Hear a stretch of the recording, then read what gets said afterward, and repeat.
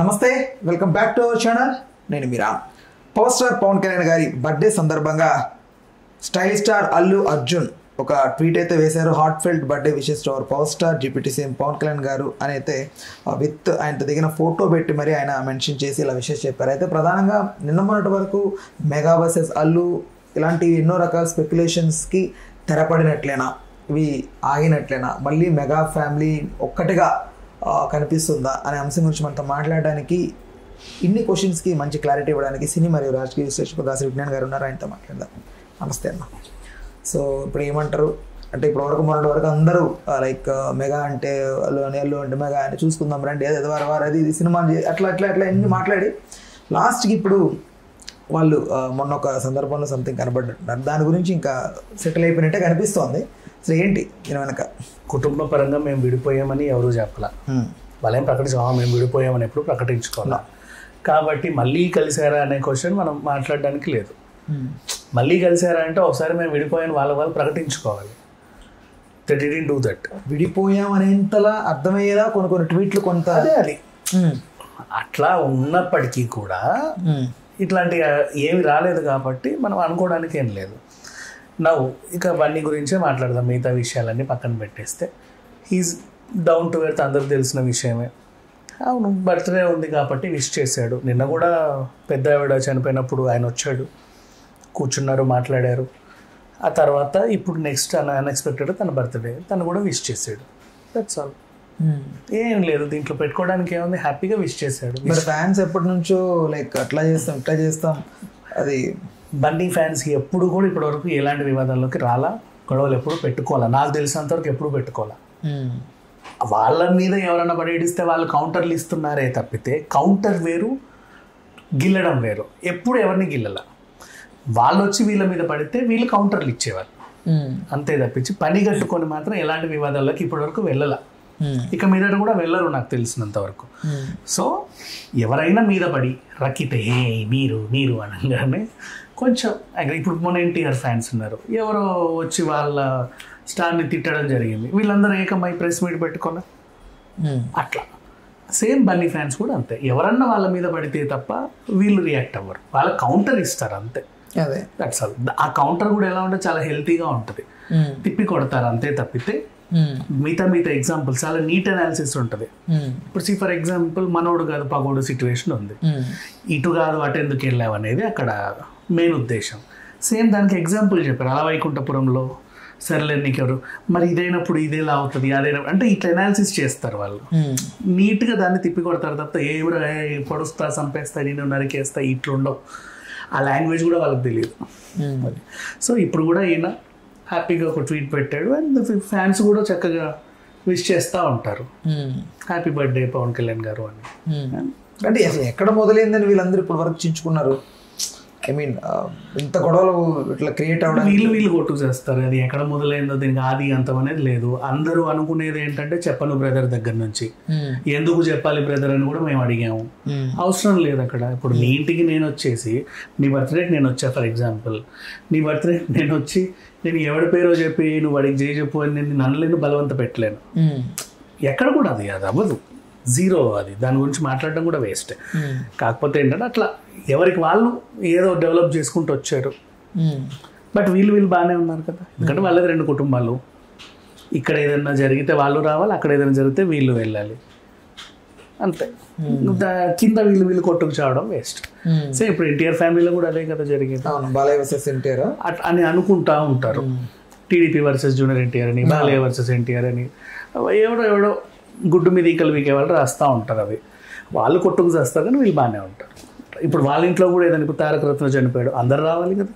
మన పద్మచ గారు చనిపోయారు, అందరూ రావాలి. నాకు ఇక్కడ ఒక లాజిక్ అర్థం కాదు. ఇప్పుడు బేసిక్గా ఒక లక్షలాది మందిని ఇన్ఫ్లుయెన్స్ చేయగలిగే ఒక బిగ్గెస్ట్ స్టార్స్, ఈవెన్ అది హీరోస్ అవనివ్వండి, పొలిటీషియన్స్ అవనివ్వండి, వీళ్ళిద్దరూ మొఖాలు తిప్పుకోవడం సెకండ్ పని, మూతి తిప్పుకోవడం సెకండ్ పని.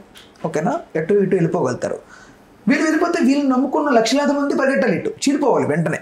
ఓకేనా, వీళ్ళు ఎలా వెళ్ళా చెప్పుకుంటే మళ్ళీ వీళ్ళందరూ వచ్చి కలవాలి.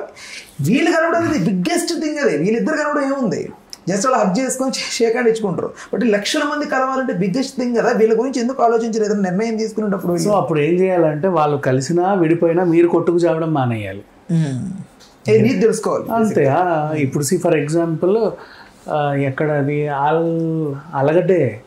ఆలగడ్డలో భూమా అఖిలప్రియ వైవి వాళ్ళది ఇద్దరు 2 సపరేట్ గ్రూపులు, వాళ్ళు టీడీపీ వీళ్ళు టీడీపీ.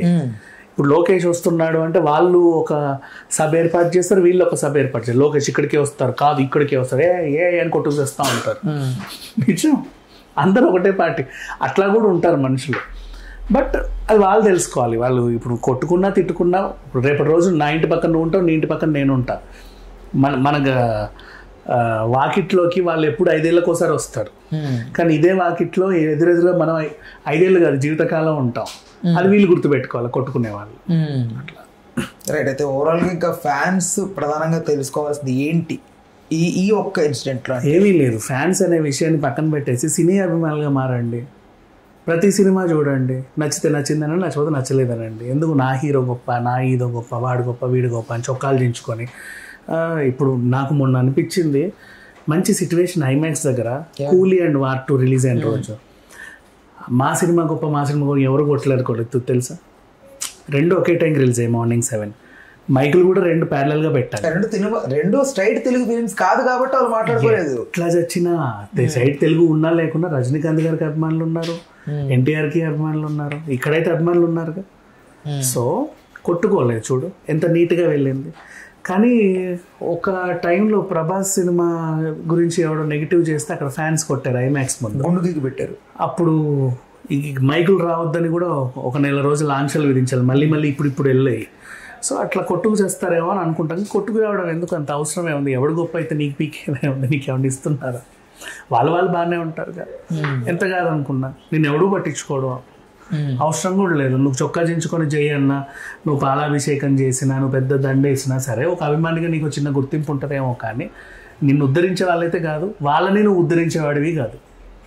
ఎప్పుడైనా సినిమా వచ్చినప్పుడు హ్యాపీగా వెళ్తారు, బాగుంటే బాగుంది అనుకుంటారు, బాగాలేకపోతే బాధపడతారు, వస్తారు. ఇప్పుడు ఇందులో కూడా మళ్ళీ ఆధిపత్యం మాదే, పై చేయి మాదే అని ఫీల్ అవుతున్న వాళ్ళకి ఏం చెప్తారు? ఇప్పుడు కళ్యాణ్ గారి ఫ్యాన్స్, మెగా ఫ్యాన్స్, మీరు వచ్చి మా దగ్గర గెలిచారు, లేదు మీరు వచ్చి ఇట్లా అని చెప్పుకునే వాళ్ళకి ఏం చెప్తారు? ఎవరైనా మేము గొప్ప మేము కూడా మీ బొంద అంటారు, నేను అంతే, ఇంకేమంటా చెప్పు. ఎవడైనా ఎందుకు ఎవడు గొప్ప ఫీల్ అవుతారు కదా కొంతమంది. అలా ఎందుకు ఫీల్ అవుతారు? అంత అవసరం. చూసావా మీ వాడు అప్పుడు అట్లా పోయినా కూడా మా కళ్యాణ్ బాబు వచ్చి మా మెగా ఫ్యామిలీ వచ్చి నీకు అండగా నిలబడ్డారు, మీ అమ్మమ్మ గారు చనిపోయి వేరే మీ నాన్నమ్మ గారు, వాళ్ళ జీవితంలో వేరే ఏ ఇష్యూస్ ఉండవు, వీళ్ళ ఇంటి మీదనే బతుకుతా ఉంటారు.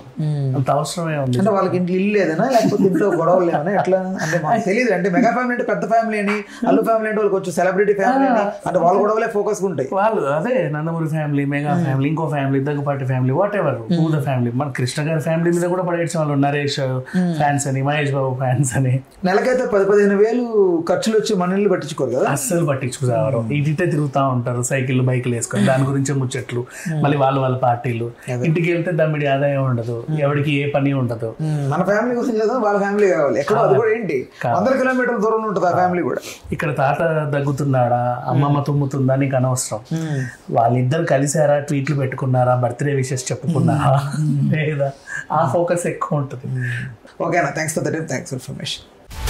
హలో, తెలుగు రాజ్యం ఛానల్ చూస్తున్నారా? సామాజిక రాజకీయ జీవన చిత్రణే తెలుగు రాజ్యం. అతిశయోక్తులు అసత్యాలు ఉండవు. రాజకీయ కోణం కాదు, ప్రజా కోణమే కొలబద్ద. తెలుగు రాజ్యం వీక్షణ మీ ఉత్తమ అభిరుచికి నిదర్శనం.